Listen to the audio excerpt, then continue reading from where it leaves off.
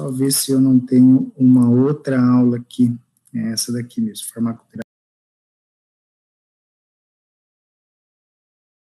diabetes, tá? Então, muito bem. Eu mandei os slides para vocês, né, para vocês já chegarem com um certo conhecimento, mas eu acredito que vocês viram boa parte disso já com o Renê, já viram alguma coisa lá com a CADM. Então, diabetes é uma coisa que a gente entra na universidade e a gente já sabe, né? Então, eu vou passar aqui, né, mais uma devolutiva, inclusive, das atividades que vocês fizeram. E vocês vão até chegar lá nas insulinas. Então, tudo que vocês quiserem discutir, argumentar, vocês podem interromper, eu vou ficar muito feliz. Tem pessoas que não gostam de ligar o áudio e falar, é compreensível, não tem problema. Então, eu vou pedir que a Gabriela, que está bem ativa aí, Gabriela, você fica com um olho na aula, outro olho no chat, tá? Se alguém perguntar alguma coisa, você já pode interromper, uma pergunta aqui, porque senão eu não estou enxergando vocês nem o chat aqui. Então, beleza, combinado. Tá? Senão tem que ficar saindo para ver. Então, beleza, diabetes mellitus, a gente vai entrar na parte de farmacoterapia, dividimos a farmacoterapia em insulinoterapia, porque tem muita insulina, é uma encheção de saco essas insulinas novas, e tem muito antidiabético. Então, no ano passado eu dei essa aula uma vez só. Foram 4 aulas seguidas, no final estava todo mundo com coma de estresse, não é nem hiper, nem hipoglicêmico. E aí conversei com ele e falei, vamos abordar dois momentos distintos, a insulinoterapia e a parte de antidiabéticos orais, embora seja mentira isso, porque tem alguns fármacos que são os incretinamiméticos, que metade deles tem que ser aplicado também por via subcutânea, tá? Então, eu sempre começo perguntando o que é diabetes mellitus, né? O que significa diabetes mellitus? E aí vocês viram lá, diabetes é um termo chamado sifão, né? Aquele termo sifão, aquele cano que vai atrás termo grego, que vai atrás da pia, e significa paciente, é um termo grego que eles davam a pacientes que ingeriam muita água e urinavam muito, tá? Então, isso era de paciente diabético, que são os dois sinais clássicos de diabetes, né, a polidipsia e a poliúria. E mellitus, eles chamavam aqueles pacientes que a urina saía doce como mel. E tem o outro tipo de diabetes que mexe com a DH, que é o diabetes insípido, ele urinava muito, bebia muita água, mas o problema é com a DH, é uma outra questão. Então, historicamente, esse, né, o termo diabetes está remetido a essa questão mais lá da Grécia. Agora, o que é diabetes? Se a gente pegar diabetes, aumenta a glicemia, aumenta a glicemia, aumenta a glicemia. Mas é importante, né, na altura do campeonato que vocês estão aí, que vocês façam a definição correta, né? O diabetes é uma doença que envolve um distúrbio no metabolismo de carboidratos, de lipídios e de proteínas, envolve os três. A gente só faz o diagnóstico com glicose, fala hemoglobina glicada e assim por diante, mas envolve os três. Então, distúrbios no metabolismo de glicose, de carboidratos, né, no caso glicose, de lipídios e de proteínas, ocasionado por falhas na produção, na secreção ou na ação do hormônio insulina. Então, isso é uma definição mais ampla de diabetes, até o momento, porque a gente sabe hoje, a maioria das drogas que estão sendo lançadas no mercado hoje são drogas que mexem com GLP-1. Vocês vão ver lá depois, quando a gente falar que tem, acho que se pegar todas as drogas de GLP-1 e todas as demais e somarem, não dá a quantidade de drogas de GLP-1, é o que mais lança. Então, me parece que essa definição não poderia ficar ser restrita só a isso, poderia envolver o GLP-1. Existem aspectos de autoimunidade hoje que não é só do diabetes tipo 1, também está se relacionando isso com diabetes tipo 2. Então, assim, é um conceito que a gente coloca, mas que a gente não pode limitar esse conceito, tá? Tem que estar olhando por ali, porque coisas novas vêm. E esse tal do diabetes é o que me dá mais trabalho para preparar a aula, porque todo ano tem diretriz nova. E vocês viram lá a diretriz, que é 500 páginas, que é 400 páginas, né? E aí a gente tem que correr atrás para ler. Tem diretriz de aterosclerose que faz 5 anos que está lá, e é 50 páginas. Agora eu pego diabetes, todo ano muda, e todo ano esse catatal de páginas. Então, são coisas que no próximo ano, talvez, essa definição nossa já esteja ultrapassada. Coloco sempre essa tabela, por quê? Porque essa tabela, a gente está falando assim, olha, eu faço diagnóstico com aumento, aumentou a glicemia em cima daqueles valores, acima dos valores preconizados, aumentou a hemoglobina glicada, mas, gente, tem um monte de hormônio que mexe com a glicemia. Quando a gente fala de insulina, bacana, mas glucagon também mexe com insulina. Eu posso ter um tumor produtor de glucagon e a glicemia está alta. O hormônio do crescimento, o semente de crescimento, também. Quando a gente, destaquei esses dois. A adrenalina aumenta muito, aumenta a gliconeogênese, graças a Deus, né? Situação de hipoglicemia, começa a tremer, a adrenalina, taquicardia, sudorese, mas está produzindo glicose.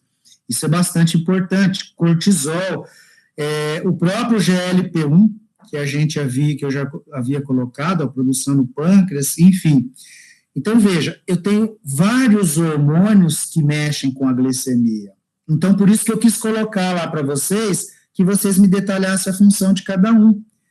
Porque eu posso ter um exame eu não preciso esperar o paciente estar com complicação crônica para fazer o diagnóstico, eu não preciso esperar o paciente estar com os sinais bem evidentes, né? Porque se ele tiver com polidipsia, poliúria, polifagia, está perdendo peso, você pode fazer uma glicemia capilar que só vai confirmar o que você já sabe. Agora, o que é legal para a gente, no caso para vocês e para mim, que vou ser atendido por vocês, é que vocês me deem isso de uma forma muito precoce. Então, pode ser que esses sinais e sintomas não estejam evidentes. E aí vocês vão recorrer aos exames laboratoriais. Só que a hora que eu pegar uma glicemia de jejum, que é o básico que a gente tem na rede, eu tenho que ficar muito atento, porque aquela glicemia de jejum alterada, ela pode significar um estresse, ela pode significar o cara veio correndo, veio nervoso, discutindo com a patroa na hora de fazer o exame, ele pode tomar fármacos que imitam a ação da adrenalina, vocês já sabem melhor do que eu, broncodilatadores, agonistas beta-2, por exemplo, pode estar fazendo uso de cortisol, pode não ter dormido direito, a secreção de cortisol alterou. Então, cabe a vocês compreender que a glicemia, ela é importante para o diabetes, mas ela coloca um pontinho de interrogação. Quem fez o curso de interpretação de exames, quando eu abordei diabetes, sabe que a gente colocou lá, eu grifei, trouxe lá da Organização Mundial de Saúde, destaquei tudo bonitinho, para não falar que eu estava mentindo, que a glicemia de jejum, ela tem um valor preditivo de 80%, né? Então, existe 20% de chances dela estar alterada e eu não ter diabetes, e 20% de chance dela não estar alterada e eu ter diabetes. Então, coloquei esses hormônios para vocês fazerem uma classificação lá de função, rapidinho, depois eu vou dar uma olhada, mas, em geral, seria isso. A epinefrina aumenta bastante a gliconeogênese e glicogenólise no fígado, receptor beta-2. O cortisol é um excelente estimulante para a síntese de glicose também, né? Ele estimula a gliconeogênese, e ao mesmo tempo, como ele mexe com o metabolismo de ácidos graxos, muito ácido graxo na circulação, depois eu cito lá na frente, ele acaba inibindo a transdução de sinal do receptor de insulina, então ele causa uma resistência à insulina também. O GL, então, os dois são hiperglicemiantes. O GLP-1, produzido e secretado lá no intestino, quando? Quando eu faço uma refeição. Ele tem N funções, nós vamos discutir em detalhes essas funções na aula de antidiabéticos, mas a função primordial do GLP-1 é estimular o pâncreas a secretar insulina, mas esse estímulo só acontece se a glicose estiver alta no sangue. Então, quando a glicose aumenta, secreta insulina. O GLP-1 vai lá e dá uma forcinha para potencializar isso, por isso que ele é chamado uma incretina, ele incrementa a secreção de insulina. O que a insulina faz? N coisas a gente deixa para detalhar depois. Glucagon sempre é um hormônio estimulador da gliconeogênese hepática. e glicogenólise, né? Se tiver glicogênio, vamos quebrar o glicogênio. Se não tem mais glicogênio, tenho que produzir glicose. GH, somatostatina, somatomedinas, toda essa parte que vocês vão ver aí, ou já viram, vão ver aí com o pessoal da neuroendócrina, também são hormônios que estimulam a gliconeogênese. Mas aí, quando entra na parte hipotálamo e hipófise, o pessoal aborda isso, ok? Pedir para vocês fazerem um pincelado aqui dessas funções. Alguma dúvida? Ficou alguma dúvida lá? Professor, eu posso falar então, tipo assim, que diabetes pode ser tipo um estado em jejum, como se fosse um estado em jejum, porque vai baixar a glicose, vai baixar a insulina, vai aumentar o glucagon, vai aumentar a adrenalina, vai aumentar o cortisol e GH, vai gerar metabolismo. Baixar a glicose e baixar a insulina? Não, estado em jejum, você tem baixa glicose no sangue, né, você tem jejum. Então, você vai ter baixa insulina, você vai ter um aumento de glucagon, um aumento de adrenalina, um aumento de cortisol, e é um estado que está gerando catabolismo. Eu posso fazer tipo essa comparação, eu sei que não é, né, o estado de jejum, mas se eu quiser fazer uma comparação assim. Eu entendi o que você falou, só não concordo com a parte de baixa glicose e baixa insulina. O que eu acho que você pode colocar aí é o seguinte, pensar da seguinte forma, e eu acho que talvez seria mais interessante. A insulina, vocês viram que a secreção da insulina é uma secreção estimulada. Quando eu preciso dessa insulina ser produzida? Quando eu faço uma refeição, tem glicose disponível para o corpo. Na ausência de insulina, alguns tecidos não captam. Então, se essa glicose vai baixando muito, os tecidos cérebro, olho, renal, né, a retina, vão precisar dessa glicose. Então, eu preciso de alguém para contrarregular, para estimular a produção ou a liberação de reserva. Então, eu vejo esse estado de jejum como um estado de baixa insulina. Vou mudar. Redução da glicemia, mas não hipo, né? A glicemia cai porque eu não estou me alimentando. Isso diminui a secreção de insulina, porque é a glicose que leva à estimulação de insulina. Eu aumento a quantidade de hormônios contrarreguladores. O primeiro é o glucagon, porque a insulina diretamente regula a secreção de glucagon, é inibitória. Se eu tenho muita insulina, pouco glucagon. Segundo, a adrenalina. E terceiro, o cortisol, embora adrenalina e cortisol possam estar ao mesmo tempo em uma situação de estresse. Eu não sei se foi nesse sentido que você quis dizer. Sim, então, ok. Perfeito. Mais algum? Não? Tá. Eu coloquei aqui para vocês, até tenho trabalhado num projeto aí com o René, de autoimunidade em diabéticos tipo 2. Então, veja, isso não é recente, é uma revista bem interessante, já é uma coisa que o pessoal vem discutindo há muito tempo, porque pacientes com autoimunidade, eles tendem a ter um desenvolvimento aterosclerótico mais avançado, e agora o pessoal começou a associar também essa autoimunidade em algumas situações de destruição da célula beta. Então, o diabético tipo 2, a gente já sabe que o LADA é um diabético intermediário ali, ele é autoimune. Diabetes tipo 1, a maioria é autoimune. Mas também estão se encontrando aí algumas evidências bem interessantes de que diabético tipo 2 não tem só alteração metabólica, não é uma doença só metabólica, e sim uma doença com autoimunidade. Por isso que essa definição ela pode mudar. Esse olhar para a doença pode mudar também. Tá? Da produção de insulina, né? Por que eu divido dessa forma? Eu acho que o aluno tem que olhar desse jeito. Porque, veja, o que leva à alteração do metabolismo de carboidratos, lipídios e proteínas?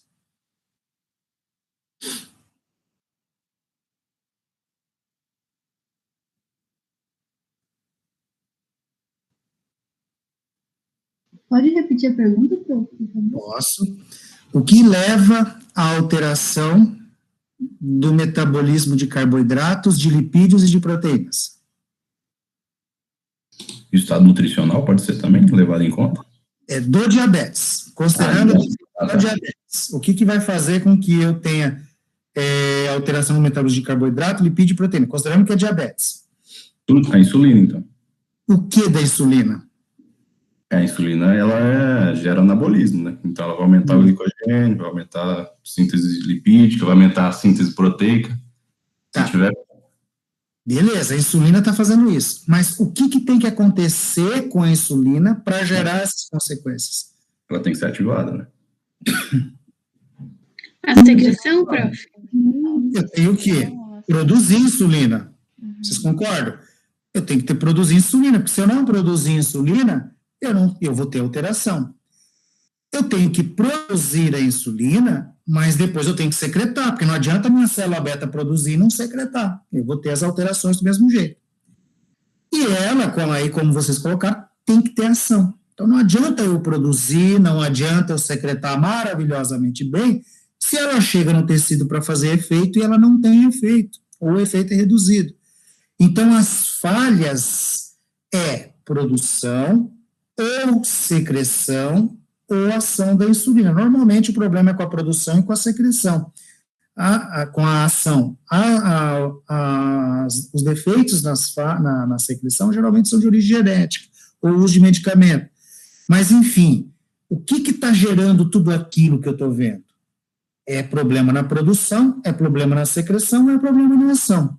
Então, eu pergunto para vocês, se eu produzir insulina em baixa quantidade, o que acontece com a glicemia? Aumenta. E se eu não secretar a insulina adequadamente, o que acontece com a glicemia? Aumenta também. E se ela não atuar? Então, veja, você está lá na tua clínica, você pega lá glicemia de jejum alterada, hemoglobina glicada, todos os sinais e sintomas, é diabetes. Mas vocês vão ter que prescrever. Então, a partir daí é o seguinte, quem não produz insulina, colega, você vai dar secretagogo para quem não produz insulina? Não, você vai ter que repor com insulina. Se o paciente produz a insulina, mas não secreta adequadamente, você vai ter que fazer o quê? Dar uma droga para secretar a insulina.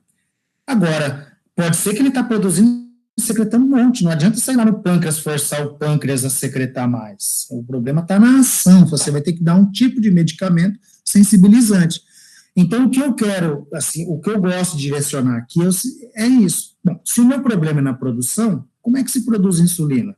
Se o problema é na secreção, como é que se secreta a insulina? Se o problema é na ação, como é que ela atua? Porque pode ser que vocês encontrem algumas coisinhas metabólicas, né, dentro dessa fisiopatologia, que você possa estar olhando o paciente e isso possa ajudar você a prescrever o medicamento mais adequado para aquele paciente. E aí, isso aí é o Renê e o pessoal, os clínicos aí que vão passar para vocês. Então, por isso que antes de dar fármaco, eu trago um pouquinho disso. Produção, secreção e ação da insulina, porque isso ajuda muito a acompanhar a farmacoterapia, tá? Então, dentro da produção de insulina, onde que a gente produz insulina? Células beta-pancreáticas. Isso, muito bem, as chamadas ilhotas. Agora, ela é um hormônio peptídico, tá aqui, ó, tem 2 cadeias, são 51 aminoácidos com 2 cadeias, uma de 20 e uma de 31. O que a gente tem que fazer aqui? Essas cadeias têm que ser unidas por pontes de sulfeto. Só que quando você produz a insulina, olha o tamanho dela, aqui está a insulina, ó, verdinho e, desculpa, tá aqui, ó. Cadê? Peptídeo C, conector. Então, eu tenho que juntar essas pontes aqui, ó, como vocês estão vendo aqui, tá? Não sei se dá para ver, vocês acompanham o mousezinho aqui, o cursor? Dá para ver. Dá para ver, né? Então, eu tenho que juntar essas cadeias aqui. Só que essas cadeias, para eu juntar, ó, ela é produzida sem pré-pro-insulina. Primeira coisa, eu tenho que clivar esse fragmento aqui para eu conseguir montar essas pontes de sulfeto. Então, tirei isso aqui, pré-pro virou pró-insulina. Fiz as pontes de sulfeto, as 2 cadeias já estão unidas, não precisa mais do peptídeo conector para juntar ambas. Então, aí eu elimino esse peptídeo conector, o peptídeo C, está aqui a insulina formada.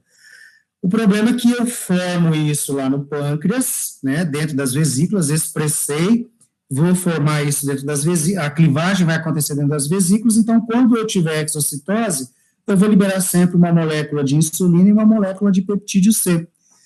A molécula de peptídeo C já foi, antigamente, identificado alguns receptores, surgiu aí uma balbúrdia de que ela poderia ter uma função fisiológica importante, porque tinha receptor, mas até hoje o negócio não foi para frente. Então, já faz uns 15 a 20 anos que saíram alguns trabalhos de peptídeo C, olha, tem função, vamos jogar esse peptídeo C junto com a insulina que eu estou administrando, porque ele faz alguma coisa, mas isso não foi para frente. Então, o que eu tenho é na secreção a produção de insulina numa forma inativa, pré-proinsulina, o processamento dela em pró e depois insulina, mas quando eu faço a secreção, eu jogo peptídeo C e insulina. Qual é a vantagem? Para que serve o peptídeo C para a gente? Avaliar a produção de insulina e também secreção, né, se for estimulado. Isso, avaliar a produção e, se for em jejum ou estimulada, avaliar a secreção. Perfeito. Por que o peptídeo C é interessante? Porque ele tem um tempo de meia-vida maior? Ele tem um tempo de meia-vida maior, o metabolismo dele é renal, então, tirando os pacientes que têm alterações no rim, é muito constante, você não tem alteração, superexpressão de enzimas no rim, indução, inibição, etc. Então, o peptídeo C ele é estável na circulação. Se ele tiver alto, é porque você está produzindo, secretando muito, né? Produzindo, secretando muito. Se estiver baixo, é porque está produzindo pouco.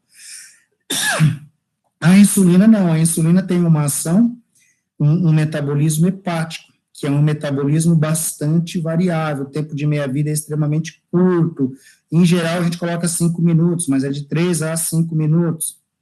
Então, os níveis de insulina no sangue, se eu for dosar e der baixo, não significa necessariamente que eu não estou produzindo. A insulina dosada, a parte interessante dela é quando ela está muito alta. Quando ela está muito alta, a gente sabe que está com resistência à insulina. Mas se ela estiver normal ou baixa, não indica necessariamente que o paciente está ou não com alteração na secreção e produção. Então, o peptídeo C é considerado um marcador ouro nesse sentido. Vocês pegam um paciente que foi etilista, ingeria 2 garrafas de pinga por dia. O que um paciente etilista pode desenvolver? Pancreatite? Pancreatite. Quando você pegar a parte de pancreatite, você vai pegar a parte acinar. Então, vai obstruir, vai ter lá, né, uma obstrução, extravasamento das enzimas lá, proteases, que vai destruir parte do pâncreas. Então, você cai no teu consultório, um paciente que foi etilista, que teve histórico de pancreatite aguda, hoje está com pancreatite crônica. Qual é a pergunta que às vezes vocês têm que responder? Será que essa pancreatite pode ter afetado de forma significativa a parte produtora de insulina? É possível. Então, como que vocês podem saber se a insulina está sendo produzida adequadamente? Dosando peptídeo C. Dosando peptídeo C em jejum. Perfeito. Tá? Então, da parte de produção, eu só coloco essa parte do peptídeo C, que é bastante interessante, porque vocês podem ajudar vocês. Olha, realmente o problema, eu estou com um paciente aqui, ele não é diabético tipo 1, ele ainda tem produção de insulina, mas como é que eu sei que a produção é deficiente? O peptídeo C me mostrou isso, né, ele está baixo, a dosagem de insulina não vai mostrar isso. Secreção, como que a gente faz esse processo de secreção, a grosso modo? Vocês sabem que tem vários tipos de GLUT, vocês que são cádmias, vocês viram lá no metabolismo de glicose que a gente tem mais ou menos 13 tipos de GLUT. Eu ouvi falar em 20, mas a última vez que eu li tinha 13. E aí o GLUT1 é importante, o GLUT2 e o GLUT4. O que a gente tem aqui no pâncreas é o GLUT2. Qual é a diferença do GLUT2 para o GLUT4? O GLUT2, ele permanece inserido na bicamada lipídica, certo? Então, ele funciona como um sensor. O GLUT4, ele está dentro da célula muscular, por exemplo, precisa ser acionado por algum estímulo, que é dependente de insulina, para ir captar glicose. Então, esse GLUT2 é um sensor. Toda vez que a glicemia aumentar, a gente tem a captação de glicose. A glicose entrou aqui, célula beta, via glicolítica, descarboxilação do piruvato, forma acetil-CoA, ciclo do Hans-Krebs, cadeia transportadora de elétrons, fosforilação oxidativa, formação de ATP. Então, esse ATP produzido pela glicose bloqueia o canal de potássio ATP dependente. Então, veja, em situações normais eu tenho muito potássio dentro, pouco potássio fora. Então, há uma tendência do potássio sair por esses canais, por um gradiente de concentração. Se o potássio está dentro e sai, fora é positivo, dentro é negativo, e eu estou saindo carga positiva. Então, o canal de potássio, ele serve para, ATP dependente, ele serve para manter a membrana polarizada. Se eu fechar esse canal, a membrana vai despolarizar, porque era ele que mantinha a membrana polarizada. Então, toda vez que eu fizer uma refeição, a glicose entra na célula, forma ATP, o ATP vem e bloqueia o canal. Bloqueando aquilo que polarizava a célula vai despolarizar. Despolarização leva à entrada de cálcio e o influxo de cálcio, a nossa exocitose e secreção de insulina com peptídeo C. Esse é o mecanismo principal de secreção. Quem tem problemas genéticos na secreção, normalmente está envolvido aqui, ó, alteração, polimorfismo, neste canal de potássio, e algumas vezes tem lá, por exemplo, diabetes associada ao surdez, é uma deficiência no ciclo de Krebs, o ciclo de Krebs não produz ATP adequadamente, uma das enzimas, eu não me lembro qual é defeituosa, e aí a baixa produção de ATP diminui o processo de secreção. Então, quando é genético, alguns MODs, diabetes do tipo MOD, eles a gente tende a usar drogas que bloqueiam esse canal, tá até aqui, ó, sulfonilurese é o principal grupo para bloquear, mas são raros os tipos de diabetes que o problema é secreção, tá? A maioria é produção ou ação. Então, esse seria o mecanismo básico. Minha pergunta é, ácido graxo não pode formar ATP? Sim. Aminoácidos não podem formar ATP? Alguns? Se virar glicose, sim, né? Não necessariamente, você pode pegar e tem aminoácidos que podem, exatamente, podem liberar acetil-CoA ali, acetato. Então, veja, aminoácidos, alguns, podem ser metabolizados ATP, muito pouco.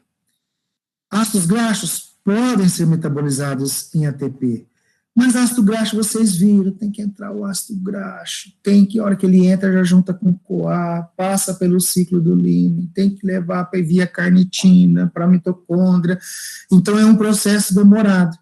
Por isso que a gente considera só o transporte, os níveis de glicose como um parâmetro praticamente 99%. Olha, eu fiz uma refeição, comi gordura, proteína e carboidrato. É o carboidrato que vai levar a secreção de insulina, porque é muito rápido, já que eu tenho um transportador para ele. Tá? Aqui, importante, secretei insulina. Esse slide, vocês viram lá na aula, é o slide que eu mais gosto da secreção de insulina, porque é ele que a gente mira na reposição de insulina para diabético tipo 1. Então, todo o processo que a gente discutiu lá atrás, né, tá aqui, secretei a insulina. Qual é o padrão de secreção da insulina? O que a gente tem que colocar? Vamos lá. Basal. Isso. Depois da alimentação, um pico, que vai secretar o que já está acumulado. Depois então, vamos lá. Isso, Marco. Mas vamos bem assim, didaticamente. Primeiro, eu tenho um padrão basal e um pós-estimulação, certo? Uhum. O basal serve para quê? Evitar a cetoacidose. Evitar a cetoacidose. Por isso que diabético tipo 1 tem muitos quadros de cetoacidose. Tem algumas classificações que o pessoal sugere hoje, classificar diabético como cetogênico e não cetogênico. Tá? Isso são sugestões. É até um grupo de endócrinos lá do Rio Grande do Sul, da Federal do Rio Grande do Sul. Mas veja, basal e pós-estimulação. O pós-estimulação, esse é importante também. Como é que a gente divide o pós-estímulo? Fase 1 e fase 2. Fase 1 e fase 2. A fase 1, ela é duas características. Rápida? Rápida. Ó, se você pegar aqui vai dar mais ou menos uns 8, né, dividindo aqui, tudo isso é 15, aqui está na metade, é mais ou menos 7, 8. De 3 para 7, 8, a gente pega exatamente o tempo de meia-vida da insulina, né?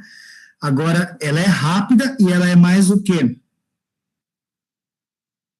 Forte, intensa. Isso, picozão, é rápido e intensa.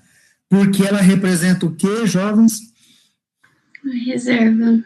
A reserva. Você passou a noite inteira sem comer, secretando só o basal ali, e você foi produzindo, ela ficou acumulada. De repente, você levanta, faz lá o seu café da manhã, você vai liberar tudo que você produziu. Essa fase 2, ela é, se essa aqui é rápida, essa aqui é lenta. Se essa aqui é intensa, essa daqui é uma mais branda, menos intenso. O que ela representa? A insulina.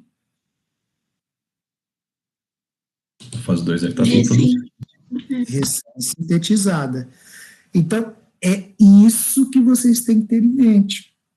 Ah, secreta insulina. Não, mas como é que secreta insulina? Tem um nível basal, por isso que quando eu trato diabético tipo 1, tem que ir uma insulina para manter o nível basal. Mas eu tenho o pico das refeições, então tem que ser uma insulina para promover esse pico. Quanto tempo demora esse pico? O carboidrato que você come é digestão rápida, digestão lenta. Se for digestão rápida, essa fase vai ser encurtada, essa tende a ter um pico, né? Isso vai mudando muito, tá? E eu sempre coloco o seguinte, diabético que toma insulina, tipo 1 principalmente, você não tem diabetes. Se você comer um bombom, você secreta uma quantidade, se você comer 2, então você consegue alterar a quantidade secretada com base na sua refeição, né, até certo limite, porque o pâncreas também não, mas na insulinoterapia não, você está administrando uma quantidade de insulina, e ele tem que ter calculado a quantidade de carboidrato que ele vai comer, porque senão ele pode ter hiper ou ter hipoglicemia, tá? Muito bem, isso aqui é legal, você já viu nos slides lá para frente, mas isso aqui é olha como é que é o padrão de secreção de insulina. Café basal, né? Café da manhã, quando eu tenho o estímulo do café da manhã, ou o picozão, fase rápida, depois vem a fase lenta. Por que no almoço eu não tenho tanto assim? Nem na janta. Deu tempo de sintetizar muito. Não acumulou tanto. Então, vocês estão vendo, quando a gente faz uma curva insulínica em jejum, a gente tem mais ideia dessa reserva. Você permitiu que ele ficasse ali durante 8 horas, no mínimo, produzindo e estocando. Então, esse é o perfil. Senhores, vocês vão ganhar muito bem para fazer isso, tá? Vão ser muito renomados, vão ter, né, toda a glória merecida. Eu tenho que olhar, se isso é o fisiológico, e o danado do tipo 1 não produz insulina, cabe a vocês tentar mimetizar o melhor possível isso. Tá? Quanto mais vocês chegarem aí, mais qualidade de vida, tempo de vida, etc., que vocês vão dar para o paciente diabético. Tá? Então, por isso que eu bato em cima desse perfil de secreção. O que nós da farmácia fazemos é tentar produzir para vocês possibilidades de insulina que permitam a vocês conseguir isso da melhor forma possível, o mais próximo possível, tá? Que é o que a gente vai ver depois. Olha que bacana isso aqui, diabético tipo 1, teoricamente não tem nem o basal, nem as duas. Olha aqui, o normal, né, paciente, eu não gosto nem desse termo, uma vez eu dei uma aula e falei, né, olha, quem é normal assim, né, gestante desse jeito, tinha uma gestante, eu falei, então gestante é anormal? Então, pacientes não, levei uma invertida, e perdi até o raciocínio da aula. Agora, eu não prefiro usar o termo não diabético, tá? Então, quem não é diabético, está aqui, o nível basal, picozão, primeira fase, e a fase 2. Olha aqui, doutores, diabético tipo 2, ele tem problema com o nível basal? Não. Não. Tem problema com a fase 2? Não. Então, às vezes, você faz uma glicemia de jejum, dá normal no cidadão, né? Eu fiz algumas curvas insulínicas já, quando eu dou aula de interpretação de exame, eu mostro como se faz essas curvas, etc. É uma coisa bem do clínico mesmo. Mas, às vezes, quando o paciente tem muito histórico, que o médico encafifa, né, olha, pode ser, eu posso fazer uma curva insulínica em jejum. Se eu fizer a curva insulínica em jejum, eu vou observar a redução da fase 1. E aí a redução da fase 1 indica que ele está desenvolvendo diabetes, e vai ser um diabetes insulino dependente.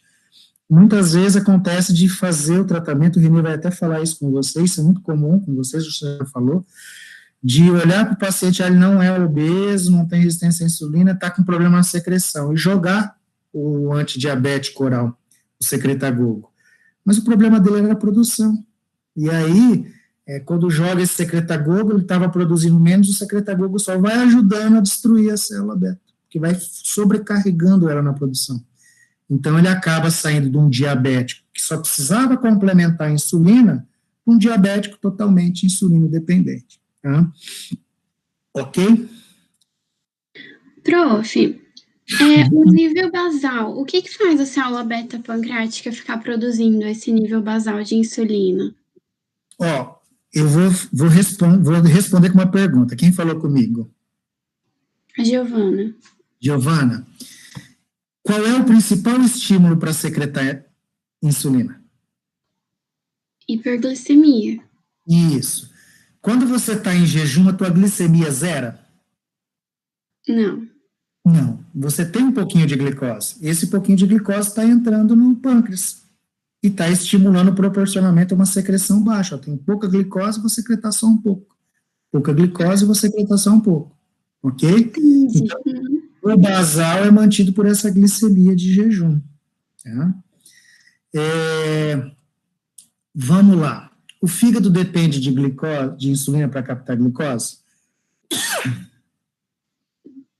Depende. Depende. Imagina um diabético tipo 1 que não produz nada. Se o paciente não está produzindo nada de insulina, nada. O fígado não vai captar glicose. Ou a captação de glicose hepática ela fica muito reduzida, porque tem ainda os GLUT2 no fígado. O que o fígado acha que está acontecendo quando ele não consegue captar glicose do sangue? Tá com hipoglicemia. Está com hipo. Então, rebenta o glicogênio. Só que o glicogênio, por mais que você armazene, 8 horas, acabou.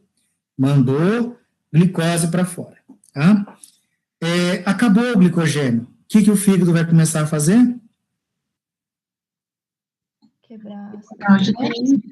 Produzir glicose, gliconeogênese. Qual é o principal precursor para a gliconeogênese? O principal precursor para a gliconeogênese é aminoácidos. Só que ele está num ritmo louco produzindo glicose, porque para ele não tem nada de glicose, só está entrando ácido graxo no fígado e não está entrando glicose. Então ele começa a produzir glicose para o fígado, para o cérebro. Né? O fígado produzindo para o cérebro. Quando esse aporte de aminoácidos que vai ser insuficiente pelo ritmo da gliconeogênese, o fígado começa a tirar do ciclo de Krebs os intermediários, piruvato vira glicose, então, citrato, enfim, alfa-cetoglutarato, esses intermediários do ciclo de Krebs, eles começam a ser desviados tudo para produzir glicose, porque o fígado está desesperado produzindo glicose. E aí, quando você reduz os intermediários do ciclo de Krebs, ele fica bem lento. Só que está vindo um monte de ácido graxo sendo metabolizado, e metabolismo de ácido graxo vira acetil-CoA. O acetil-CoA não tem para onde ir no ciclo de Krebs, porque ele está lento. Então, o acetil-CoA começa a formar os corpos cetônicos, cetogênese. Então, numa situação de jejum muito prolongado, né, ou numa situação de jejum muito prolongado, você queima muito ácido graxo, ou numa situação de diabetes tipo 1 que você não produz insulina, a tendência é que o ciclo de Krebs hepático seja reduzido, o aumento de ácido, do metabolismo de ácidos graxos pelo fígado aumenta, só que não tem como o ciclo de Krebs consumir isso. Então, esses acetil-CoA começam a virar corpos cetônicos que vão para o cérebro. O cérebro consegue usar corpos cetônicos como fonte de energia. O problema é que o corpo cetônico é ácido. Inclusive, isso que vocês colocaram já dá um tratamento para que eu uso a insulina. Né? O que eu poderia usar a insulina para que condição clínica aguda de diabetes? Cetoacidose. Tratamento de cetoacidose. Se é a falta de um nível basal que está causando isso, então a gente repõe. Lógico que você vai repor com glicose, né? Então, essa questão aqui é importante, já foi explicado na aula, pedi para vocês descreverem, muito bem, vocês estão bem afiados. Isso aqui é outra coisa interessante, que eu também coloquei lá, que era para exemplificar a participação do GLP-1. Veja, glicose dada por via oral e glicose dada por via intravenosa. E aqui a concentração de insulina no sangue. Eu não podia esperar isso aqui. Isso aqui não poderia acontecer, porque quando eu dou glicose por via oral, se eu der 100 gramas, não vai absorver 100 gramas. Mas se eu aplicar 100 gramas de glicose na veia, endovenoso, vai ter 100 gramas de glicose no sangue. Então, a biodisponibilidade de glicose sempre é maior quando ela é endovenosa. Poxa, se é a glicose que aumenta a secreção de insulina, por que quando eu dou por via oral e tenho menos glicose, eu consigo ter, mesmo assim, muito mais insulina secretada? Isso aqui foi para demonstrar que tinha alguma coisa lá no intestino ou no trato digestório sendo produzido. E hoje a gente sabe que isso é o GLP-1, ok? Ok, prof. Bom, então, por isso que alguns tipos de diabetes tipo 2, que podem ter defeito na secreção pós-prandial, esse defeito pode estar associado ao GLP-1, ok? Olha, esse é um desenho que deixa muito médico de cabelo em pé, mas ele é um esquema importante, ainda está faltando, porque ele mostra tudo que mexe com a secreção de insulina. Então, agora é a hora de vocês mostrarem que vocês são bons farmacologistas também, não por causa de mim, por causa de vocês mesmos. Mas veja, a gente tem lá o processo de secreção normal, ácidos graxos livres, aminoácidos, veja que tudo aquilo pode gerar ATP, a glicose com o GLUT2 entrando, gerando ATP, bloqueando o canal, despolarizando, entrando cálcio e secretando insulina. Agora, existe a influência do sistema nervoso autonômico também, que vocês não viram isso, em nenhum momento do curso vocês viram o sistema nervoso autônomo, o que é um erro da grade curricular, porque vocês deveriam ter visto o sistema nervoso autônomo, principalmente em farmacologia. Se vocês tivessem visto lá em farmacologia, vocês veriam que a gente tem a influência simpática via receptor alfa e receptor beta, e a influência parasimpática via receptores muscarínicos. Então, vamos começar com o parasimpático. Parasimpático, você fez uma refeição, parasimpático está relacionado com digestão, com absorção, ficar deitado lá no sofá, que nem uma sucuri, secretando enzimas digestivas, salivação, motilidade intestinal. Então, o parasimpático está muito relacionado com o pós-prandial. Então, é natural que a nossa acetilcolina, via receptores M3, toda aquela via GQ, né, proteínas GQ, que leva inositol trifosfato cálcio, que o cálcio incremente. Então, o parasimpático, ele incrementa a secreção de insulina. Tá? Por outro lado, o simpático, num primeiro momento, ele tem que parar a secreção de insulina, porque se eu estou correndo, desesperado, preciso correr, preciso lutar, o meu cérebro tem que estar atento. E aí eu tenho que preservar a glicose para aquele tecido fundamental que só depende de glicose, que é o cérebro, retina. Então, num primeiro momento, o alfa-2, ele é inibitório, ó. Quando ele está aqui o menuzinho, ele vai reduzir a secreção de insulina. Quando eu tiver adrenalina fazendo o fígado produzir glicose e alertando, olha, fique tranquilo, tem glicose para todo mundo, pode secretar insulina, que agora eu preciso do músculo captar também. Aí faltou aqui, né, mas tem um receptor beta-2 que vai incrementar a secreção de insulina. Mas para que eu tenho que saber isso? Por que, meu Deus do céu? A gente usa muitos medicamentos na prática, que são medicamentos que bloqueiam receptores muscarínicos. Ah, mas o Buscopan é para cólica, só conhece o Buscopan de antagonista muscarínico? Tá bom, fico triste que só reconhece esse. Mas assim, vou tomar só 6 dias não vai alterar tanto, tudo bem. Mas tem um monte de fármaco de ação central, antidepressivos, antipsicóticos, que são antagonistas muscarínicos e podem prejudicar a secreção de insulina. Conversa, mentira. Olha a diretriz que eu passei para vocês aí. Tem um capítulo que fala só de uso de antipsicóticos, antidepressivos em diabéticos. Por que eles estão falando? Ah, porque tem mais depressão? É possível. Mas está colocando lá também a parte farmacológica. Olha, quando eu usar esse medicamento, tem que tomar um antipsicótico. Ele vai ganhar peso, ele vai ter menor secreção de insulina. Cabe a vocês ajustar as doses dos medicamentos. Então, a secreção de insulina, do ponto de vista clínico, ela precisa ser olhada para vocês se ele é diabético tipo 2, né, doutores? Se ele for diabético tipo 1, não tem nada que secretar aí. Então, essas interações farmacológicas no pâncreas já não acontecem. Por isso que vocês vão ganhar bem para classificar ele certinho. Tipo 1, tipo 2 e suas variações. Tá? A mesma coisa acontece aqui quando a gente aborda a parte simpática. Ah, mas não tem. Tem um monte de drogas que bloqueiam receptores alfa-2. Tem uma que é ativa. Tem uma tal de metildopa que eu nunca vi ninguém usar. Dizem que usa-se metildopa em gestante hipertensa. Não sei se é verdade, mas se a gestante for hipertensa e usar metildopa, eu também nunca ouvi falar de diabetes gestacional, entendeu? Uma coisa que é muito difícil acontecer, hipertensão.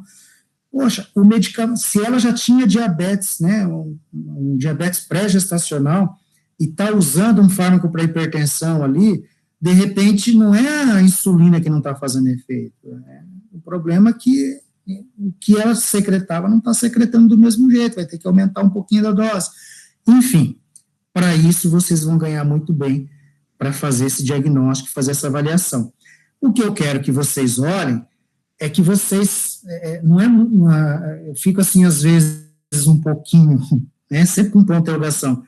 Gente, tem muita coisa que influencia. Quando a gente passa um negócio que é muito simples, não é possível, uma doença que toda hora o pessoal está produzindo diretriz, é 200, 300 páginas, e é isso e é aquilo. Eu tenho que ter essa noção de que o processo é um pouquinho mais complicado do que a gente imagina. Então, passando disso, eu fiz esse resuminho, slide de resumo, que já tem lá na videoaula de vocês, vai ter de novo. O que vocês têm que levar em consideração? A secreção basal, pós-prandial ou pós-estímulo. Fase 1 ou rápida, fase 2 ou lenta. Né? Descrever tudo isso vocês já colocaram. Isso eu já olhei em 2 avaliações e estava ok. Estímulos, a glicemia, mas lembre-se que ácidos graxos e aminoácidos pode ajudar um pouquinho, mas a gente considera principalmente a glicemia. O GLP-1, principalmente diabético tipo 2, e o sistema nervoso autônomo. Simpático alfa-2, simpático beta-2, parasimpático M3. Aqui estimula, aqui reduz, aqui estimula, aqui estimula. Ok? Ok, professor. Ok, prof. Muito bem. Outra coisa importante, que isso entra na prática, quem vai trabalhar direto com isso tem que estar atento também. Quando você secreta a insulina, o primeiro caminho da insulina é passar para o fígado. Lógico, porque o que você absorveu, com exceção lá dos quilomicros, que vai lá para o ducto linfático torácico, cai lá na cava, o restante vai passar tudo pelo fígado primeiro. Então, é natural que o meu fígado já esteja preparado para metabolizar esses nutrientes. Por isso que o parasimpático é importante, porque ele já estimula a secreção. Lembra da fase cefálica da digestão? Eu vi a comida e já começo a salivar. Mas o parasimpático, quando você ativa, ele já joga insulina no sangue. Parece que quando você está com fome, sentindo o cheiro da comida, você fica mais desesperado ainda, porque realmente é normal. Porque você já está secretando insulina, já não comeu, mas já está baixando a glicemia. Então, essa primeira fase de secreção da insulina é bastante importante, porque a insulina vai para o fígado, já prepara todo o fígado para o anabolismo, como o Marcos citou. O que vinha de glicose aí, companheiro, vamos transformar em glicogênio, sobrou muito, vamos transformar em gordura, né? E aí a glicose que chegar na corrente sanguínea aí despeja mais insulina e assim por diante. Então, o primeiro passo da insulina é passar pelo fígado. Como o fígado é o que mais metaboliza todos esses nutrientes, é natural que boa parte da insulina já seja metabolizada ali mesmo. Por isso que eu tenho essa oscilação na quantidade de insulina no sangue. Tá? Onde isso entra na prática? Onde que vocês administram insulina? Alguém aí conhece insulina por via oral? Não. Não, ainda não tem. Prometeram isso desde a época que eu saí da faculdade, em 2002, e até hoje não tem insulina por via oral. Então, veja, doutor, se não tem insulina por via oral, a gente já começa administrando a insulina errado, porque ela vai para a circulação sistêmica primeiro, e uma parte dela vai para o fígado. Quando, na verdade, o fisiológico, primeiro ela ir para o fígado, para depois ir para a circulação sistêmica. Não que a gente quer fazer errado, mas a gente já começa um pouquinho errado. Por isso que é mais comum a hipoglicemia, por isso que é mais comum o paciente ganhar mais peso com insulinoterapia, e assim por diante. Tá? Ok aqui? Tranquilo. Beleza. Ó, a insulina secretada, a gente já entra agora na ação. A insulina secretada, ela só não atua em 4 tecidos: retina, hemácias, neurônios e células renais. Esses 4 tecidos, embora eles tenham receptores de insulina, menos a hemácia, esses receptores de insulina não estão acoplados a um mecanismo de transdução para captação de glicose. Então, a captação de glicose nesses 4 tecidos tem que depender do GLUT1, principalmente, que é aquele GLUT1 que está na membrana ali, já tem glicose, capta. Então, esses 4 tecidos não dependem da insulina, insulino não dependentes. Todos os demais tecidos vão depender de insulina para captar glicose. Só que a gente considera no diabético tecido adiposo, fígado e músculo. Por que a gente considera esses 3? Porque eles têm uma alta capacidade metabólica, fígado altamente metabólico, músculo e adiposo também, menos que o fígado, em termos de capacidade metabólica, mas com uma massa muito maior do que a massa hepática. Então, ao se estudar ações da insulina, com exceção daqueles 4 tecidos, todos podem ter a ação da insulina. Mas para a prática, para aquilo que interessa, são esses 3 em questões de quantidade. Receptor de insulina, tetrâmero, 2 subunidades alfa para receber insulina que se liga via cadeia beta, e 2 subunidades beta. Quando as alfas são ativadas pela insulina, elas conversam com a beta, cross-talking, e a beta tem uma atividade de autofosforilação. Eu vou me fosforilar outra, corre de dimerização, e aí a gente tem atividade de tirosina quinase em substratos, IRSS, são os substratos dos receptores de insulina. O que esses substratos fazem a princípio? Vamos pegar seguir a lógica, né? Opa, preciso captar glicose, tem muita glicose no sangue, levou essa questão de insulina, então é a nossa vez. O que faz? A primeira coisa é levar transportador GLUT4 para a membrana, capto glicose. O que eu faço com essa glicose em excesso? Tem que metabolizar. Para metabolizar, eu tenho que ativar, eu estava em jejum, o fígado em jejum estava fazendo glicogênio ou quebrando glicogênio? Quebrando glicogênio. Então, eu preciso sinalizar, chega de quebrar glicogênio, agora vai produzir glicogênio. Então, esses substratos também ativam essas enzimas metabólicas para metabolizar a glicose. E, se isso for de forma contínua, eu só como carboidratos, muita insulina, insulina, preciso aumentar a minha capacidade de metabolizar essa glicose. Então, aí eu tenho alguns substratos que vão levar à transcrição gênica. Essa transcrição gênica vai formar mais enzimas para metabolizar anabolicamente a glicose. tá? Isso chama-se programação metabólica.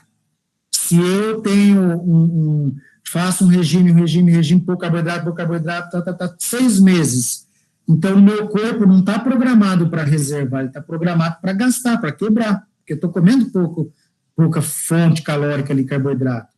Aí um dia para o outro eu resolvo ir na pizzaria e no rodízio de massa e comer 8 quilos de nhoque. Eu vou engordar com esses 8 quilos de nhoque? Não. Naquele dia posterior, não. Porque eu não tenho enzimas para metabolizar aquele excesso de glicose para a formação de ácidos graxos, por exemplo. Agora, se eu ficar comendo nhoque todo dia, o corpo vai se programar para produzir essas enzimas e, evidentemente, acabar armazenando tudo que você comer. Então, importante, captação de glicose, ativação de enzimas anabólicas da glicose, ou que vão metabolizar a glicose, algumas são catabólicas, né, da via glicolítica, mas a maioria anabólica. E, em longo prazo, estimular a transcrição dessas enzimas. Tá? Já vou falar dos sinais mitogênicos, mas isso aqui é bastante importante, ó. Também estimula a captação de aminoácidos, como o Marco falou, a gente sabe que hoje a insulina tem um efeito anabólico importante. Eu já li bastante coisa sobre treinamentos, ganho de massa muscular sob a ação de insulina por alguns fisiologistas de esporte, e também tem a importante função de captação de potássio, fosfato e magnésio. Meu Deus do céu, isso aqui é tão difícil de raciocinar. Se eu vou formar ATP porque eu estou queimando glicose, eu preciso de fosfato, que é adenosina trifosfato. Olha, magnésio é extremamente importante para as enzimas da via glicolítica. Tem uma lá, piruvato, daqui a pouco eu me lembro o nome da enzima, que transforma dihidroxicetona em gliceraldeído 3-fosfato. Essa enzima, ela é altamente dependente de magnésio. Por isso que quando eu vou colher sangue em jejum, eu coloco fluoreto para tirar o magnésio e as hemácias não consumirem a glicose. Daí eu posso fazer o exame 2-3 horas depois. Senão as hemácias ficam lá queimando a glicose, é o que fizer, dá um falso negativo. E captação de potássio. Isso é tão importante que vocês viram lá no vídeo, que na prática, quando está com hiperpotassemia grave lá na UTI, lá no hospital, ninguém vai ficar dando diurético, furosemida e aguardando ver o que acontece. Vai dar insulina e soro fisiológico e soro glicosado direto. Tá? Então, tenho essas outras ações da insulina no metabolismo de glicose também. Por que que eu preciso saber isso? Meu tratamento é diabetes. Poxa vida, existe diabético hipertenso? Existe. Ou, sei lá, se existe, de repente o hiperdia foi só criado para desvio de dinheiro, mas enfim, se o cara é diabético e é hipertenso vocês viram ano passado, tem um monte de medicamento que pode baixar potássio, e ele faz uso de insulina. Então, isso são situações que podem criar hipopotassemia. Aí é a visão farmacológica que vocês têm da situação. Olha, o potássio desse indivíduo está muito baixo. Por que que esse potássio está baixo? A primeira coisa que vocês devem, ou uma das primeiras coisas, é avaliar. Poxa, o cara é hipertenso, está tomando medicamento que é espoliador de potássio, também faz uso de insulina, tem 2 substâncias que promovem a captação de potássio, um perde pelo rim, o outro tetrancelo. Então, esse tipo de avaliação é importante. Por isso que potássio é um exame de rotina hoje em laboratório. Né? E para fechar essa ação da insulina, foi quase fechada, a gente faz o intervalo em volta com as insulinas. A insulina tem vários grupos de receptores, tá? Receptor de insulina do tipo A, imposto de renda do tipo B aqui, não, receptor de insulina tipo B, né? E os receptores dos fatores de crescimento. Então, a insulina costuma, ingerida, ela atua nos receptores dela, setinha cheia, mas ela costuma dar uma beliscada nesses receptores de fator de crescimento. Os fatores de crescimento, semelhantes à insulina, por causa da estrutura, eles atuam nos receptores dele, mas também pode dar uma beliscada nos receptores de insulina, e vice-versa, tá? Alguns com uma potência maior, outros menor. Mas o que interessa é o seguinte, a insulina promove todos os efeitos metabólicos que a gente falou, mas ela pode promover efeitos mitogênicos, de proliferação. Isso tem 2 consequências na prática da insulinoterapia. Uma, gestante diabética glicemia dela aumenta. Essa glicemia dela aumentando, vai mais glicose para o feto. O feto produz mais insulina. Quando o feto produz mais insulina, a gente pode passar a ter esse efeito mitogênico, por isso que nasce com macrosomia fetal. Segundo, as insulinas que a gente usa hoje, tem muitas insulinas modificadas, e na indústria farmacêutica, a primeira preocupação é, gente, vocês estão modificando o aminoácido da insulina, ela está baixando a glicemia, para o médico é bom para o diabético, mas vocês já viram se ela pode dar uma beliscada nos receptores mitogênicos? Não, não vi, então dá uma olhada. A glargina é uma dessas, porque a glargina tem uma ação mitogênica maior. O que significa isso? Eu não vou poder dar para pacientes que têm câncer, ou que está ali com histórico de câncer, alguma coisa assim. E a gente está estudando agora para saber se em longo prazo ela pode aumentar a chance de câncer. Então, esse efeito mitogênico tem que ser considerado a depender do tipo de insulina que você usa. A glargina é uma dessas insulinas, ok? Tem essa ação? Posso dar um XPO? Pode. Muito bem. Oi? Eu fiquei com uma dúvida só na questão da macrosomia fetal. A questão da hiperinsulinemia, pode aumentar também o GH ou o efeito vai ser só porque a insulina vai agir nesses receptores? Pode aumentar o GH, a hiperinsulinemia, se dá hipo, né? Porque, na verdade, quando você baixa a glicemia, o hipo é um dos estímulos para a secreção do GH. No caso do diabetes gestacional, você está fazendo o diagnóstico, você está vendo uma hiperglicemia, certo? Certo, aham. Dê uma olhadinha lá, eu não sei quem está falando. É a Maria, prof. Maria, dê uma olhadinha lá, estímulos para a secreção de GH. Um dos estímulos é a redução da glicemia. Se você pegar a hiperglicemia, diabetes gestacional, você vai ter um efeito contrário, certo? Certo, aham. Mais alguém? Podemos fechar?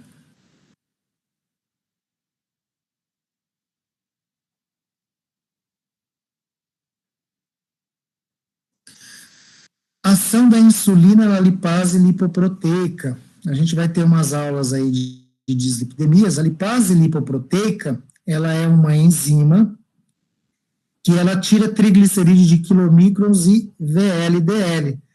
Então é natural, né? Você fez uma refeição, essa refeição não tem só glicose, ela tem gordura. Você absorve essa gordura, esses triglicerídeos, forma quilomicron. Este quilomicron que você está formando, ele vai circular e tem que entregar esse triglicerídeo para o tecido adiposo muscular, principalmente tecido adiposo. Quem está nos capilares do tecido adiposo para remover esse triglicerídeo é a lipase lipoproteica. Então, a insulina tem uma função importante de ativação da lipase lipoproteica, principalmente do tecido adiposo.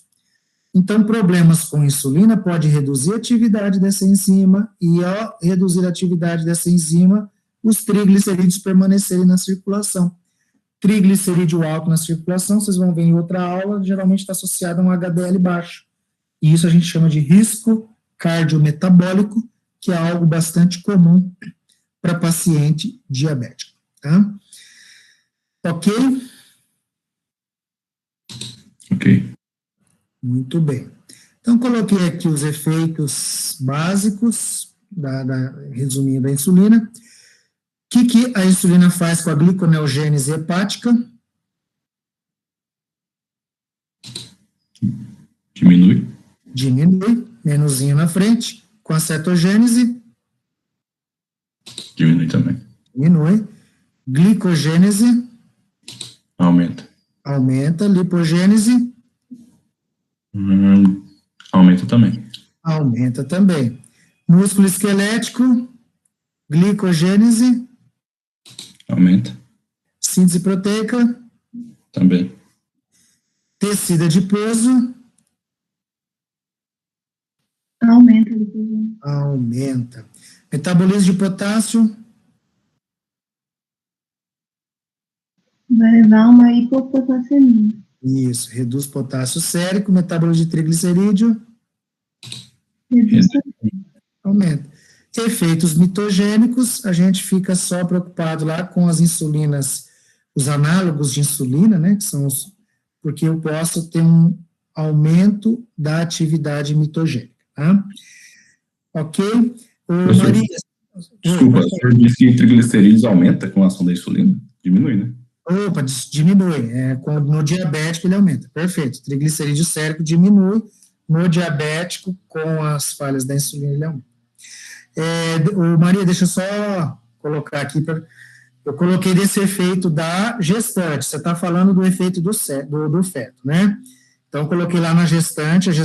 A tendência até que o GH esteja reduzido, porque há uma hiperglicemia. A glicose, ela é um estímulo para a secreção de GH na gestante.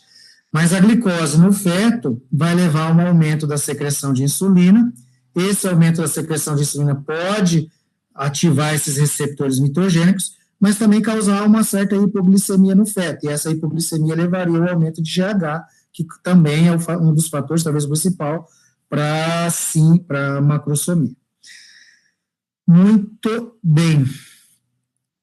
A classificação dos tipos de diabetes, vocês já viram, diabetes tem várias classificações, mas geralmente o tipo 1, que é caracterizado por ausência total de insulina, o tipo 1A, 80% dos casos, é causado por uma destruição autoimune, tem vários anticorpos que mensuram isso, e o do tipo 1B, a gente não encontra esses anticorpos, mas há destruição, então a gente chama de idiopático, que é de causa desconhecida. Por que a célula beta foi embora, se a gente não tem os anticorpos clássicos aí encontrados? O diabético tipo 2, a maioria dos diabéticos tipo 2, eles têm uma resistência à insulina. A resistência à insulina, tem insulina, não capta glicose aumenta, secreta mais insulina, mas a insulina não faz o efeito adequadamente, mantém a glicose alta, produz, secreta. Então, o pâncreas está produzindo e secretando normalmente. Só que, em longo prazo, essa sobrecarga sobre o pâncreas vai fazer com que ele comece a ter apoptose. Estou produzindo e secretando que nem um louco, a glicose não reduz adequadamente. Então, você começa, aí são vários mecanismos, glicotóxicos, por exemplo, e de estresse na produção, aí ele começa a perder a célula beta, então daí ele passa a perda progressiva da secreção de insulina, combinada com a resistência. Então, a partir de um certo tempo, se você não curar essa resistência, a tendência é que as células beta não se perdendo e você tem aí uma ação de deficiência de insulina. Né? Diabetes gestacional, hiperglicemia diagnosticada pela primeira vez na gestação, pré-gestacional já era diabética, complica na gestação, você já sabe, e tem vários outros tipos de diabetes. O MOD, por exemplo, é aquele bem genético, né? O diabetes que se matura no início da juventude. Ele geralmente, nossa, estou cortando a grama aqui, não sei se está atrapalhando muito, mas ele é um diabetes que tem que tratar com secretagogo, tá? O diabetes do tipo MOD. E diagnóstico é só genético, então aí a clínica tem que ser bastante expert aí para suspeitar por idade, tentativas e erros com outras drogas, enfim. Neonatal, secundária endocrinopatias, colocamos aí síndrome de Cushing, síndrome dos ovários policísticos, secundária pâncreas exócrino, que é o caso da pancreatite a gente discutiu, infecções aumenta muito a glicemia por secreção de cortisol, secundária medicamentos, até não tem aqui, mas cita para mim aí uns 25 tipos de medicamento que causam diabetes. O uso de GH indiscriminadamente pode dar, porque ele é diabético. Boa. Outro. Corticoide? Aquele corticoide? Corticoide. Outro, mais simplesinho. Beta-bloqueador, prof? Beta-bloqueador vai depender do tipo de diabetes, mas a tendência do beta-bloqueador é até você ter uma redução da glicemia, né? Diabético tipo 1, que mexe com a produção. Mas pode causar uma alteração na secreção. Na prática, não se associa diabetes ao beta-bloqueador. Mas está certo a linha de raciocínio. A tendência até com agonista beta-2, você ter mais secreção de insulina, mas aí não seria um diabetes. Mas tem um, gente, pelo amor de Deus, só tem Ana Paula Suzin nessa sala aí e não me responde. Tiazídicos? Direto tiazídicos. E cuidado, aí pro ano que vem vocês vão ver a parte de psiquiatria, os antipsicóticos. Tem duas coisas que a gente se preocupa com o antipsicótico, que é o ganho de peso e o diabetes. Tem lá na diretriz um capítulo só para essas coisas, tá? Enfim, a gente tem bastante fármaco que pode mexer se o paciente está usando o fármaco de forma crônica, avaliar a questão da possibilidade de ser a causa do diabetes. Se não, se ele já é diabético e está usando algum fármaco momentaneamente, pode ser o responsável pelaquela alteração que vocês estão vendo. Tá? Muito bem. Sinais e sintomas, eu só quero terminar isso aqui antes de entrar na poliúria, polidipsia, polifagia, perda de peso. Gente, poliúria por quê? O rim tem uma capacidade até 180, se eu tiver 180 miligramas DL de glicose no sangue, o rim consegue recaptar, os transportadores lá consegue trazer de volta. Um diabético que isso extravasa por muito tempo no sangue, esses transportadores são saturados e aí você começa a perder glicose na urina. Como a glicose tem um efeito osmótico interessante, ela acaba levando água. A redução da quantidade de água no sangue, sódio automaticamente dispara os estímulos para você sentir sede. Há uma tendência de você comer mais, porque você está perdendo glicose pela urina, né? Então essa polifagia ela pode ser presente e bem evidente, e a perda de peso sem motivo aparente. Poxa, estou comendo muito e mesmo assim estou perdendo peso, como o Marco diz, é um hormônio anabolizante, só tem problema com insulina, não estou produzindo, secretando, a tendência é perder peso, isso é uma característica clínica de diabéticos tipo 1. As agudas, eu sou diabético, sou diabético tipo 1, tenho que fazer uso da insulina 2 vezes por dia, hoje eu levantei, estou com náusea, vômito, não vou tomar o café da manhã. Diabético tipo 1 é muito inteligente, já descobre cedo, ele é orientado, ele sabe mais do que a gente diabetes. Ele sabe que se ele for fazer ou aplicar a insulina, tem que comer. Se ele não vai comer porque está indisposto, ou comeu e vomitou, enfim, ele não vai aplicar a insulina. Não aplicando a insulina, ele corre o risco dessa insulina zerar no sangue. E aí, quando zera, começa a produzir corpos cetônicos. Esses corpos cetônicos levam a uma acidose. Dependendo da intensidade, vai levar a coma. Então, assim, ele produz glicose, ele tem uma certa hiperglicemia, porque o fígado está produzindo. Só que não é uma hiperglicemia para causar um coma. O que está causando coma é a cetoacidose. Então, chama-se coma hiperglicêmico cetogênico. Como que eu trato? Dou insulina para reduzir a produção de corpos cetônicos e aplico soro glicosado, porque a hiperglicemia dele não é uma hiperglicemia bem leve, decorrente da produção hepática somente. Como hiperglicêmico e hiperosmolar não cetogênico, aí já é para o diabético tipo 2.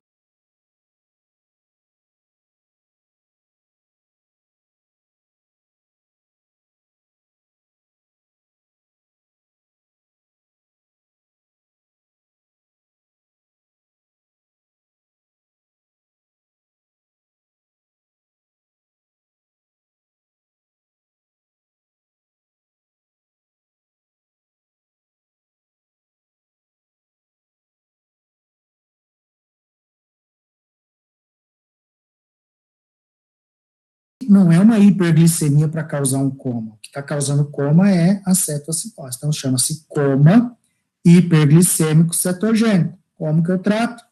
Dou insulina para reduzir a produção de corpos cetônicos e aplico soro glicosado, porque a hiperglicemia dele não é uma hiperglicemia bem leve, decorrente da produção hepática somente. Como hiperglicêmico e hiperosmolar não cetogênico, aí já é para o diabético tipo 2, ou diabéticos insulina não dependentes, ou que só usam insulina para complementação. É uma situação em que ele acaba ingerindo mais carboidrato do que a quantidade de medicamento que ele tomou, seja insulina ou não, ou que ele não usou o medicamento. Então, esse excesso de glicose no sangue tem um efeito osmótico, começa a trazer água dos tecidos e desidrata o cérebro também. Então, ele vai entrar num coma hiperglicêmico, hiperosmolar não cetogênico. O tratamento, em geral, é dar insulina, só insulina para baixar a glicemia, e um soro fisiológico, aí, dependendo da diurese, para repor eletrólitos ou coisa parecida. Tá?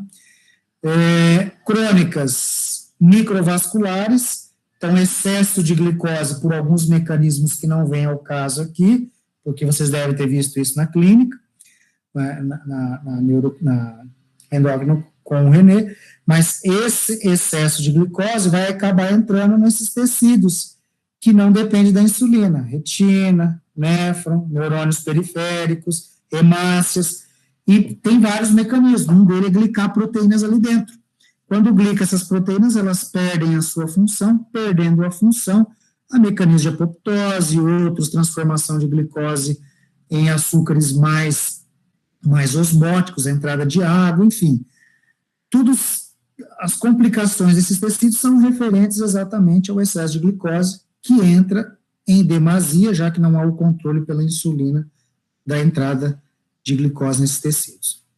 E as macrovasculares, em longo prazo, também é uma parte que eu gosto muito, mas só lembrando que o diabético, ele apresenta maior formação de radicais livres, essa maior quantidade de radicais livres associada à dislipidemia, menor produção de óxido nítrico, pressão aumenta, alteração de lipídios plasmáticos, principalmente triglicerídeo, redução de HDL, mais radicais livres, promove a oxidação de LDL, a aterosclerose, e isso está associado a maior chance de infarto, acidente vascular encefálico e doença vascular periférica. Tá?